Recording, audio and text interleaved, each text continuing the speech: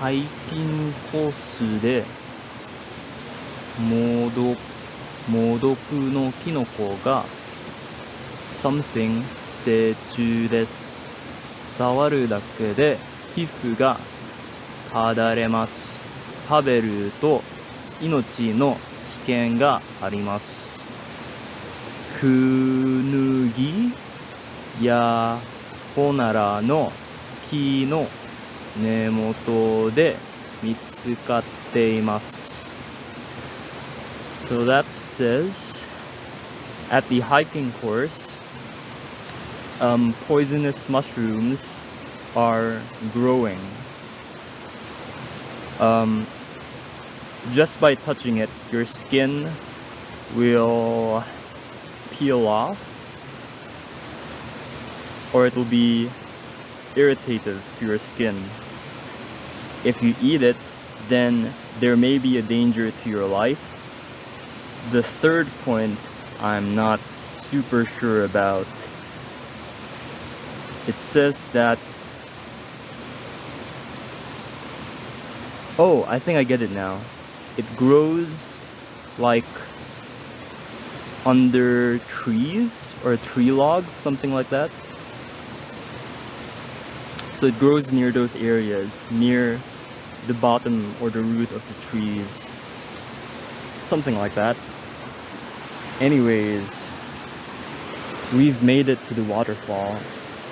So the trail continues that way for about 30 minutes. I unfortunately am kind of pressed for time, so we won't be doing that. We'll just be chilling here instead.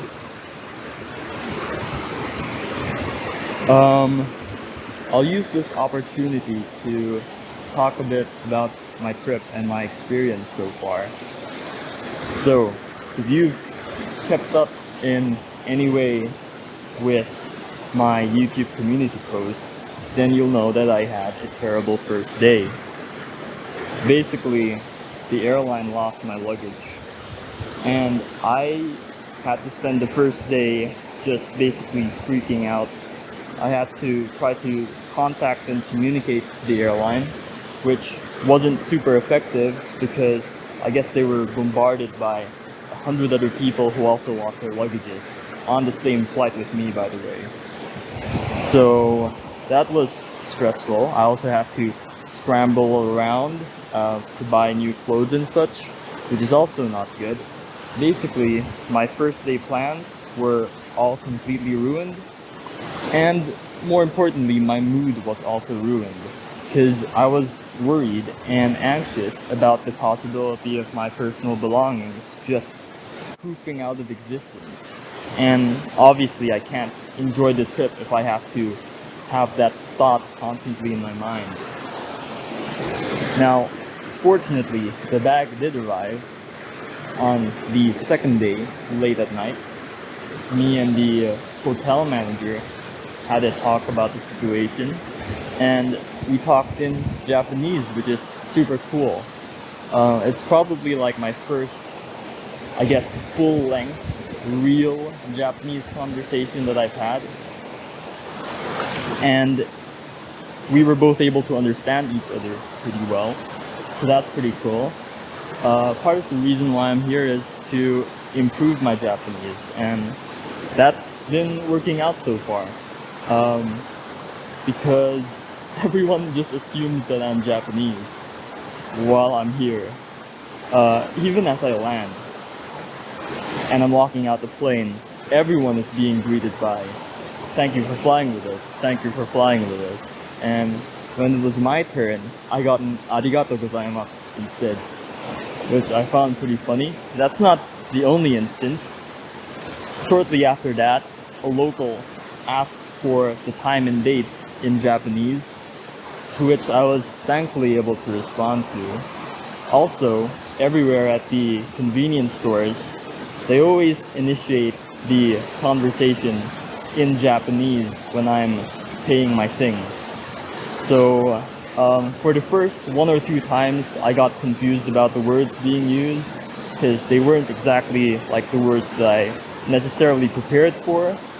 But after the first 2 or 3 or so convenience store visits, I grasped the vocabulary, and now I am able to respond appropriately whenever I have to pay for my things.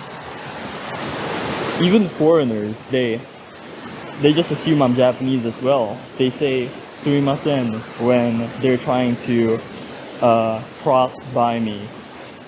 It's just very funny being greeted or treated as a local. Of course, the gig is up after like 5 or 10 seconds, because by then I will have probably like made a mistake or like a really long pause because I have to think. So I have family from Australia, and they were planning to take a trip to Japan as well. So we sort of coordinated our schedules so that we'd be taking the trip together.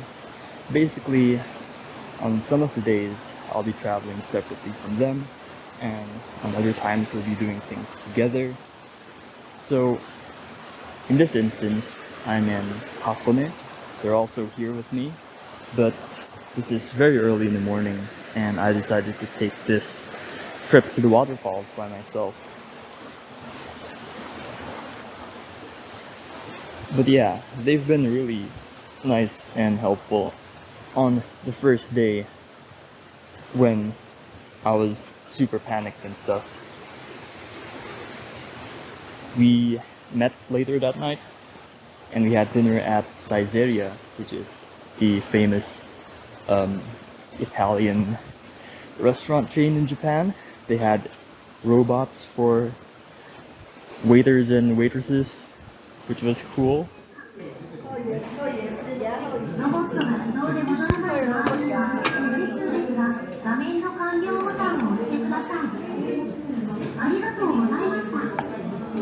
Is that what you ordered?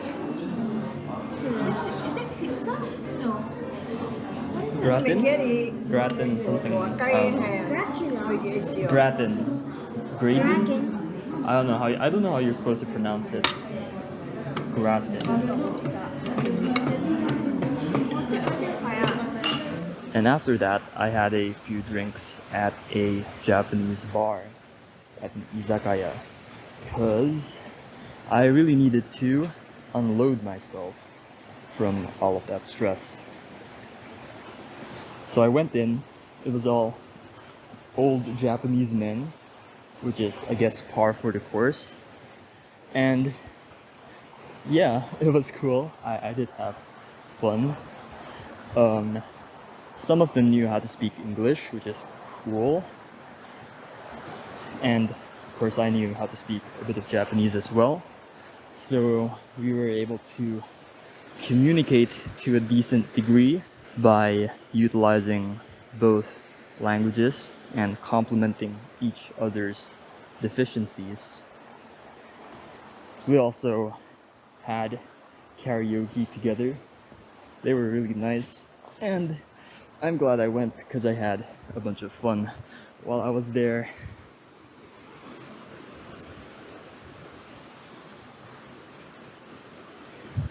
Anyways, after that I went home. I also had bought a few cans of alcohol from the store. The Japanese do sure love to drink, man. They had cans from a variety of ranges, different flavors, also different varying alcohol percentage ranges as well. We had 6% cans, 9% cans, even 12% cans. That one I didn't get. I did get a 9% can though, and I drank that can after I arrived home from the night out at the bar, and I immediately collapsed. So what can I say? It was a very eventful first day. But no, my luggage came back, so it's all good now. And I'm enjoying the trip so far. Anyways, I think that's all I have to say for now. Do look forward to the upcoming vlogs. This is more of just an introductory video to the trip in general, where I explain a bit of stuff in some context. But the following videos will be more vlog-like instead of just me talking in general about stuff. So yeah, do check those out. Also check out my YouTube community page because there are pictures there and cool things that might not make it to the vlog.